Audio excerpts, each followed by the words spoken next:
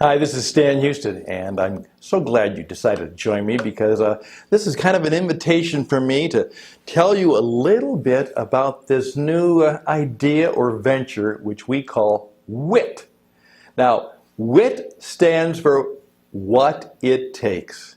There are all kinds of people out there who have advice as to what you need to do to achieve your goals, to fulfill a happy life, to make your mark in the world. And those are all helpful things. But eventually we're going to have to discover for us and the project or the achievement that we're seeking to fulfill is what does it take? And do we have what it takes to get the job done, to complete the project, to make our mark, to achieve some great and worthy and worthwhile goal? Now, we're hoping that we will begin to provide you with a whole lot of good stuff to help you do that. Now, perhaps one of the best ways to give you an idea of what we're all about is to talk about somebody who really kind of braved the way for us. And that is the wonderful phenomenon called the TED Talks. And most people have heard of TED Talks. Perhaps you've had the privilege of going to a TED conference and enjoying the excitement and the experience of that. Maybe one of the TEDx, which is one of the local franchise exhibitions that allows people in all parts of the world to experience the TED Talk experience. And of course, many of us have taken time to watch a TED Talk on the YouTube. Now, it goes back a number of years, and the idea was that TED stood for technology, entertainment, and design. And we were going to have some conversations around technology, entertainment, and design. Now, it spread out from that initial 3 core offerings to be just about anything that, as they would say, is an idea worth spreading. And in a conversation, in a talk, in a presentation, in a show, and it had to be under 20 minutes. Many of you know that. One person took one topic and sought to convince you, show you, persuade you that they had an idea that you need to consider and talk about. It was an idea worth spreading. Great idea. Now, from that, for many years I've thought about what would be the next step. And what I've decided is we're going to talk about what it takes. And what it takes is WIT. Now, there are a couple other acronyms that go along with that. As a man of faith and spirit, I believe that what it takes is wisdom, insight, and truth. Those are 3 of the great qualities that go into what it's going to take to achieve anything that really matters. So, what it takes, wisdom, insight, and truth is part of it. And then there are a whole series of stories we need to hear, skills that we need to acquire, and strategies and ways of thinking that we need to fill our heart, mind, and spirit with. And then we go out and make our mark. Now, WIT means all of that, but there's even more to it. As you see, the I in WIT is a small I. We just simply want people to know that what it takes is for you to have a little humility. It's not a big I. It's not just about you and me. It's not just about me. It's, I have an idea, but you know what?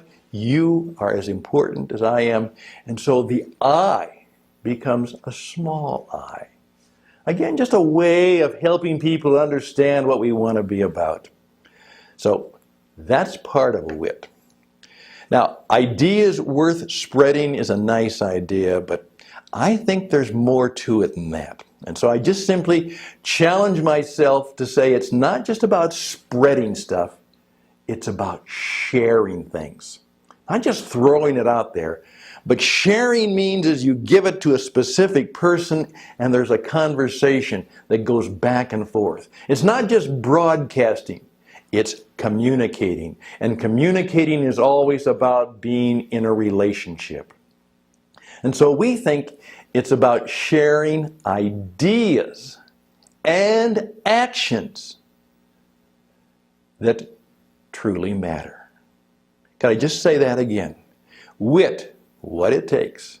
Wisdom, insight, and truth. With a small I, a small you, a small me.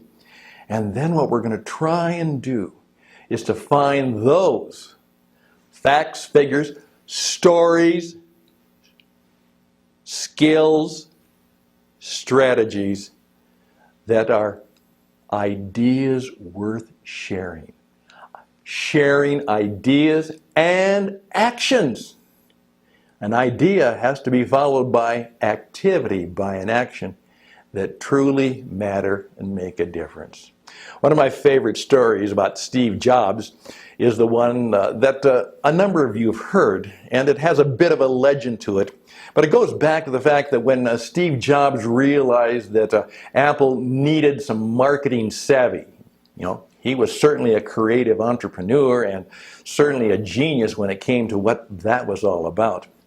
But what he did is he sought out who he thought was one of the top marketing geniuses in the world at that time, and his name was John Scully, who had just had the ability to finally win the cola war, in that his leadership of Pepsi-Cola had, at least for a brief time, helped them top Coca-Cola in the long-time cola wars.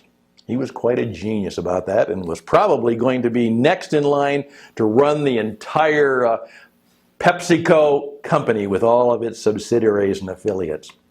And supposedly Steve Jobs said, I need a brilliant marketing man to take my machinery and my ideas and all the wonderful stuff we're going to create at Apple and get the word out there so that the world knows what we have.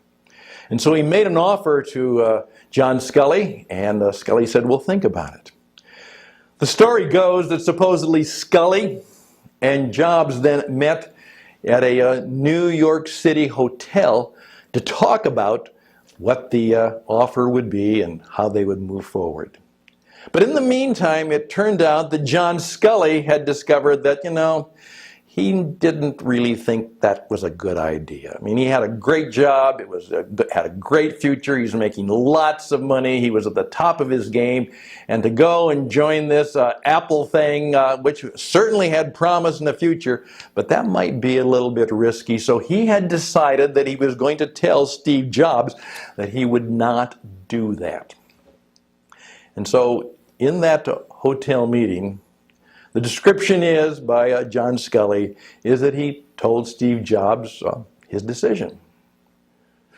Jobs was shocked and a bit disappointed.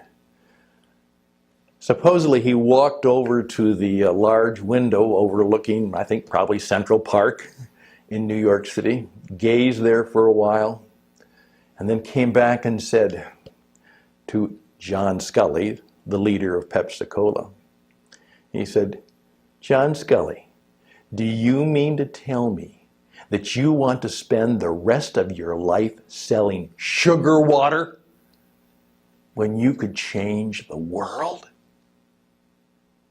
Because Jobs believed that what he was about would truly change the world. And of course, he turned out to be quite right. John Scully recalls that he knew at that very moment that Steve Jobs had just ruined his career at Pepsi.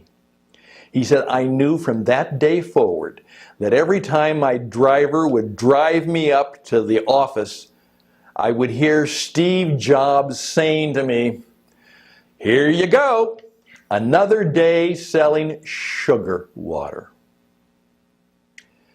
Well, Scully decided to join Jobs, and like a lot of things, it didn't go very well. But the story and the impact and the meaning are all there and still true today.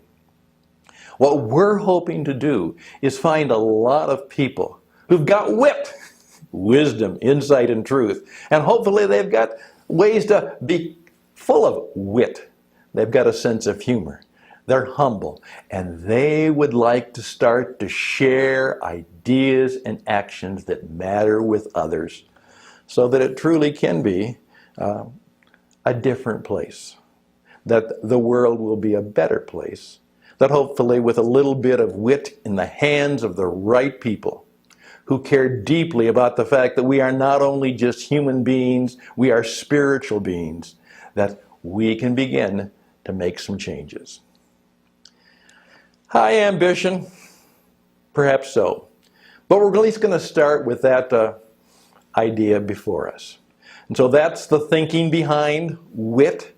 And one of the things we're going to ask you to do is thinking of perhaps joining us, not only in hopefully patronizing us and buying our products and teaching and training and coming to our conferences, but to join us as a partner, to start to contribute the God-given wisdom, insight, and truth that you have, and begin to share those ideas and actions that truly matter with others.